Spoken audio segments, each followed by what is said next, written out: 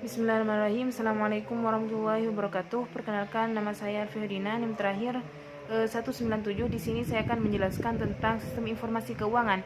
Nah, sistem informasi keuangan dirancang dengan tujuan untuk dapat mengurangi kesalahan yang terjadi, terutama dalam data uang masuk, kemudian uang keluar, dan mempercepat proses penyusunan laporan keuangan perusahaan, sehingga dalam pembuatan laporan keuangannya tadi menjadi optimal dan meminimalkan terjadinya kesalahan, serta untuk mempermudah pihak administrasi dalam penginputan data-data yang ada, karena didukung dengan adanya database yang berperan dalam penyimpanan data-data yang telah diinput agar tidak hilang, dan jika adanya kesalahan akan lebih mudah dalam memperbaikinya.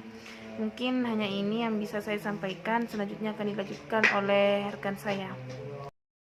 Assalamualaikum warahmatullahi wabarakatuh. Perkenalkan, nama saya Anisatur Rohmah, NIM terakhir 194. Di sini saya akan melanjutkan presentasi pemateri sebelumnya, dan saya akan menjelaskan tentang informasi keuangan yang sangat penting bagi para investor untuk menilai suatu perusahaan yang akan go public.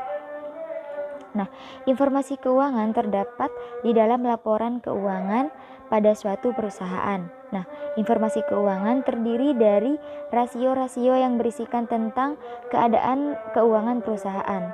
Nah, para investor yakin bahwa informasi rasio-rasio keuangan akan dapat membantu dalam berinvestasi pada suatu perusahaan.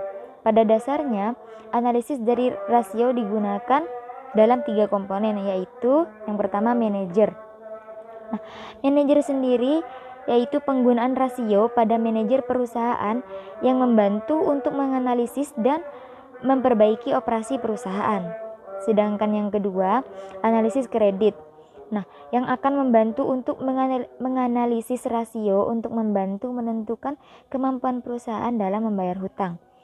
Kemudian yang ketiga, analisis saham, yang membantu dalam efisiensi, resiko, dan prospek pertumbuhan perusahaan. Mungkin itu saja yang dapat saya sampaikan, kurang lebihnya mohon maaf. Wassalamualaikum warahmatullahi wabarakatuh. Assalamualaikum warahmatullahi wabarakatuh. Saya Zaratul Kamelia, NIM terakhir 025. Di sini saya akan menjelaskan tentang sistem informasi keuangan untuk investor.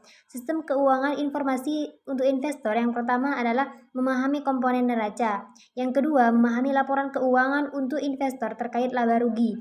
Yang ketiga, memahami laporan keuangan untuk investor terkait ekuitas. Dan yang ketiga adalah memahami laporan keuangan untuk investor terkait arus kas. Yang pertama, memahami komponen neraca. Neraca adalah laporan keuangan yang mencerminkan bagaimana posisi keuangan suatu perusahaan. Neraca keuangan terdiri dari aktiva, kewajiban, dan juga ekuitas. Aktiva atau disebut juga aset bisa didefinisikan sebagai segala sesuatu yang perusahaan miliki. Sedangkan pasiva atau kewajiban dan ekuitas bisa dikatakan sebagai segala sesuatu yang perusahaan lakukan untuk mendapatkan atau membiayai aset. Yang kedua, memahami laporan keuangan untuk investor terkait laba rugi. Nah, laba rugi adalah sebagai ringkasan dari aktivitas perusahaan di periode tertentu.